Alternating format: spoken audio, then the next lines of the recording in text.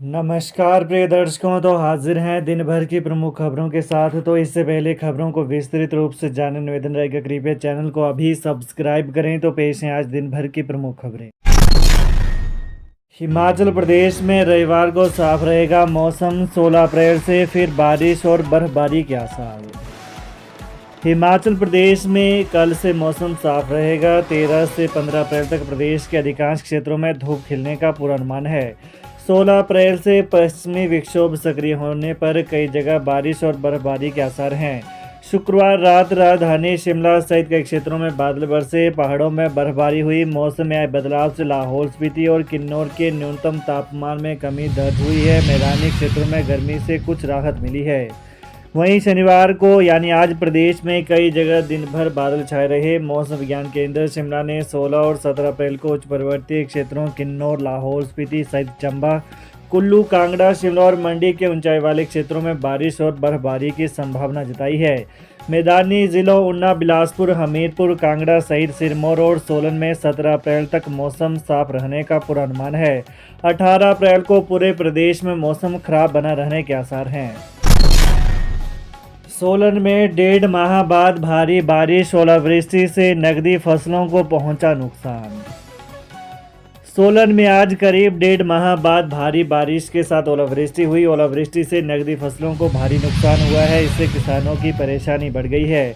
किसान पहले सूखे के चलते परेशान थे। खेतों में खड़ी फसलें सूख रही हैं। किसान बारिश का इंतजार कर रहे थे। सोलन में मार्च के प्रथम सप्ताह के बाद बारिश नहीं हुई थी। करीब 1.5 महीने से सूखा पड़ा हुआ था। राज्य में 8 अप्रैल से पश्चिम विक्षोभ सक्रिय हो गया था, लेकिन सोलन में बारिश में नहीं हो रही थी। इसके कारण तापमान लगातार बढ़ रहा था। आज सुबह ही आसमान पर घने बादल छाए हुए थे, लेकिन दोपहर को मूसलाधार बारिश शुरू हुई। इससे किसानों के चेहरों पर भी मुस्कान लौट आई, लेकिन थोड़ी देर बाद ओलावृष्टि शुरू हो गई। इससे किसानों की चिंताएं भी बढ़ने लगी, क्योंकि खेतों में तैयार मटर की फसल को बहुत नुकसान हुआ है।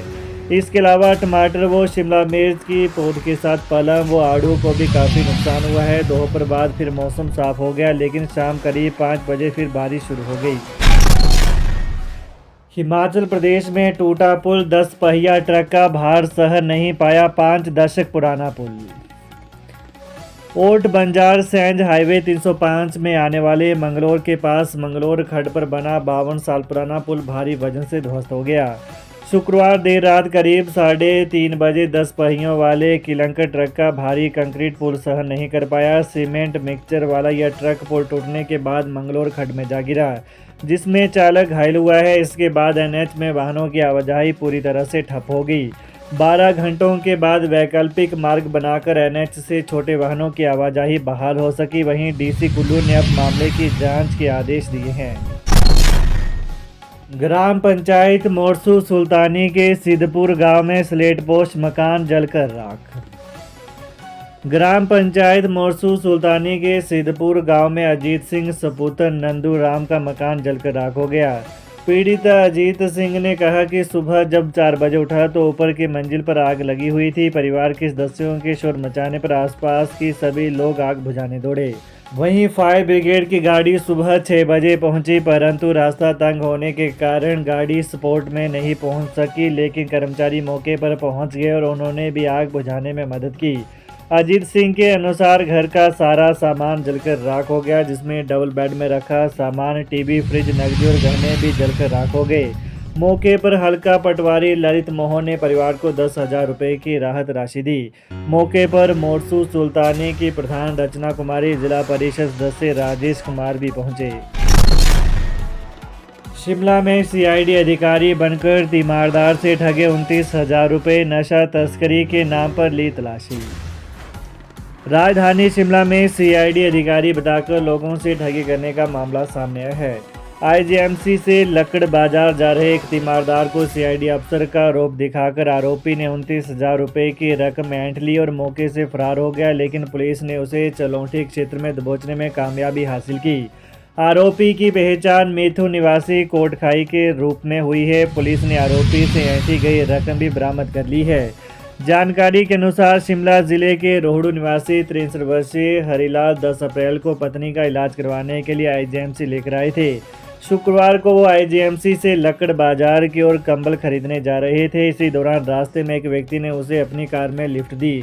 बातचीत के दौरान आरोपी ने खुद को सीआईडी का अफसर बताया और पीड़ित की नशा तस्करी में संलिप्त होने का डर दिखाकर तलाशी ली। इसी दौरान आरोपी ने बुजुर्ग की जेब से 29,000 रुपये ऐंठ लिए। इसके बाद आरोपी ने उन्हें जबरन कार से उतारकर फरार हो गया। हिमाचल के कुलदीप चंद देश के लिए बलिदान, आतंकी घुसपैठ की कोशिश की नाकाम। जम्मू के अखनूर सेक्टर में एलओसी पर शुक्रवार रात सीमा पार से पाकिस्तान रेंजरों ने सीजफायर का उल्लंघन किया। गोलीबारी में सेना के एक जवान सूबेदार कुलदीप चंद का बलिदान हो गया है। बलिदानी सैनिक हिमाचल प्रदेश के हमीरपुर जिले के कोहलवी गांव का है। कुलदीप चंद और उनकी टीम ने आतंकियों को बॉर्डर पार नहीं करने दिया, हालांकि उनकी जान भी नहीं बच पाई। कुलदीप चंद 2 माह पूर्व छुट्टी काटकर गए थे। वह अपने पीछे बेटा बेटी, पत्नी और बुजुर्ग माता पिता छोड़ गए हैं। सूचना मिलते ही कुलदीप चंद के पैतृक गांव में मातम पसर चुका है। वहीं परिजनों का रो रो कर बुरा हाल है। हिमाचल प्रदेश के मुख्यमंत्री सुखविंदर सिंह सुक्खू ने बलिदानी कुलदीप चंद की शहादत पर शोक व्यक्त किया है। उन्होंने सोशल मीडिया पर लिखा कि मेरे विधानसभा क्षेत्र नादौन के कोहलवी गांव निवासी कुलदीप कुमार जी के शहीद होने का समाचार अत्यंत दुखद है। देश की सेवा में उनके अविस्मरणीय योगदान को सदैव सम्मान के साथ याद किया जाएगा। खत्म होगा इंतजार, हिमाचल में प्री प्राइमरी टीचर्स की भर्ती इसी महीने होगी शुरू, कैसे होगा आवेदन। नियम व विवादों की उधेड़बुन में फंसी प्री प्राइमरी शिक्षक भर्ती का रास्ता साफ हो गया है। राज्य सरकार ने सरकारी स्कूलों में प्री प्राइमरी शिक्षकों के 6,297 पदों को भरने की मंजूरी दे दी है। प्री नर्सरी कक्षाओं वाले स्कूलों में भर्ती किए जाने वाले शिक्षकों को सरकार ने प्रारंभिक बाल्यावस्था देखभाल एवं शिक्षा प्रशिक्षक का पदनाम दिया है।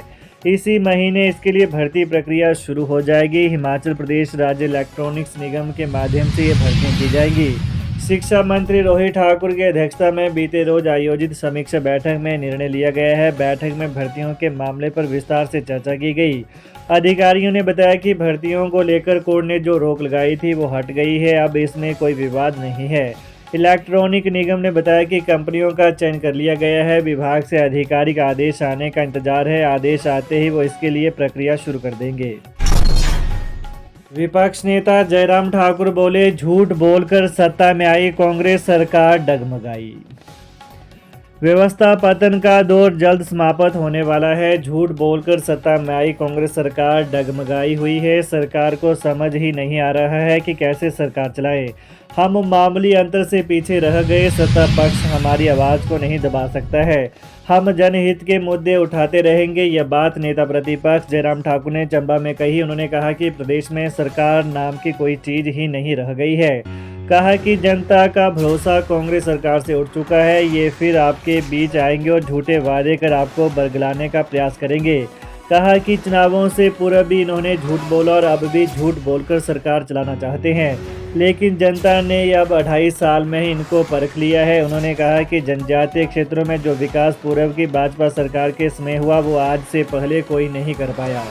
तो ये रही दिन भर की विशेष खबरें। हिमाचल की ताज़ा खबरों को जानने के लिए कृपया चैनल को अभी सब्सक्राइब करें। धन्यवाद।